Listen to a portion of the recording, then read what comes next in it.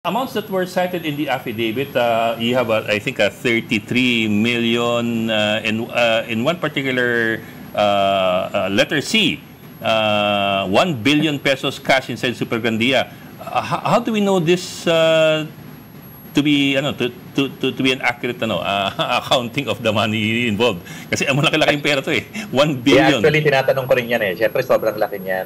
Sabi ko, binubilang mo ba? Binubuksan mo ba? Kumukuha ka ba? Ang sabi niya, may mga pagkakataon mismo na pag binigay sa kanya yung kotse na may susi, sinasabi na kung magkano laman yan, o 1B yan, o 800 yan, or 80 yan. Sinasabi sa kanya yung amount. Let's say may bag drop, kung iiwan niya sa mall, alam niya yan. At sabi pa nga niya, attorney, siyempre intel naman ako, pag naglapag ako ng susi sa gulong, didistansya lang ako, titingnan ko kung sino yung kukuha. O nakikita ko, minsan mga tao ni BP, minsan related sa ombudsman, basta alam ko yung amount kasi sinasabi sa akin. Tapos yung dinidescribe pa nga niya yung mga duffel bag, para mo nasabing 30 o 35 yan o 40. Attorney, siyempre binubuksan ko yan. Pag maluwag ang pera, yung duffel bag na yan, alam ko yan, naglalaro sa 30. Pag siksik talaga yun, naglalaro sa 50 yan. Kasi binubuksan ko naman. Ako talaga naghahatid, sabi niya. Marami siyang binanggit na mga places kung saan naghahatid. Siyempre, as lawyer, hindi naman tayo basta naniniwala agad. In fact, habang ginagawa niya yung sa lesson niya, sinusulat niya, ako na yung nagko-cross-examine sa kanya eh. Diba? Parang mahirap kasi maniwala sa kwento lang. Kailangan natin masuportahan yan.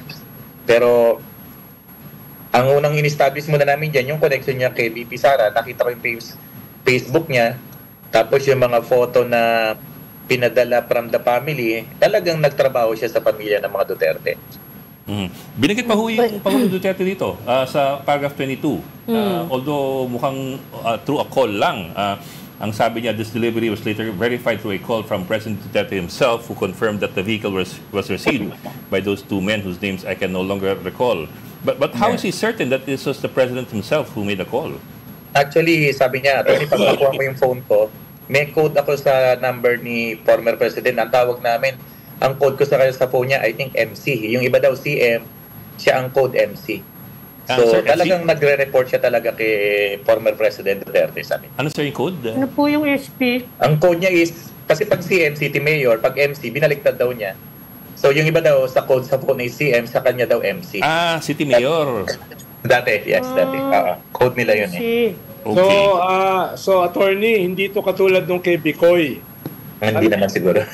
Testimony ni Bicoy eh, di ba? Meron pa daw tato sa likod. Doon daw yung bank account, etc.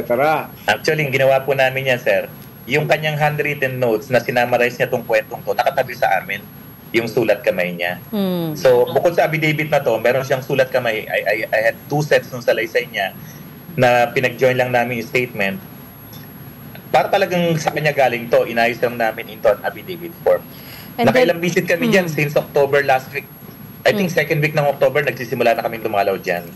And I heard kanina yung pagdalaw doon ni BP sa Annex 2.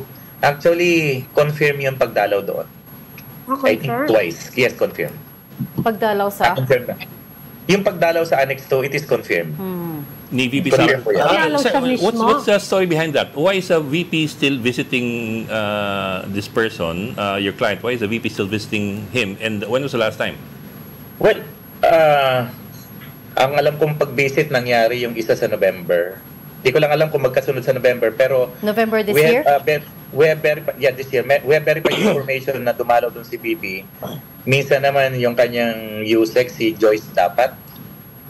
Meron silang pinalabas na plan doon is that yun daw ang mga anak ng detainee pag-aaralin ng Office of the Vice President. Something like that. Pero hindi daw bumaba si Caramil noon para humarap kay BP Sara. Ayaw niyang humarap. So, pero confirm yung visit na yun. We have checked at may mga nagsabi sa aming mga BJMP guards. Validated namin from other sources na talagang dumating si BP Sara doon. Attorney, so it is on the record sa BJMP? Yung hindi ko lang alam kung na-record nila, pero we have confirmed. All the visitors will be recorded, right?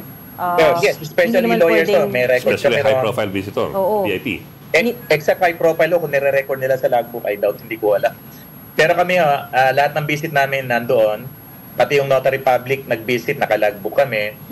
Meron kaming ID, pinipicturean nila yan. And during the meeting, pinipicturean nila kami. I doubt lang kung gagawin nila yan kung nandoon si BP Sara. Pero confirm po yan. Marami yung BJMP guards na nagsabi sa amin na dumalaw doon. Yes.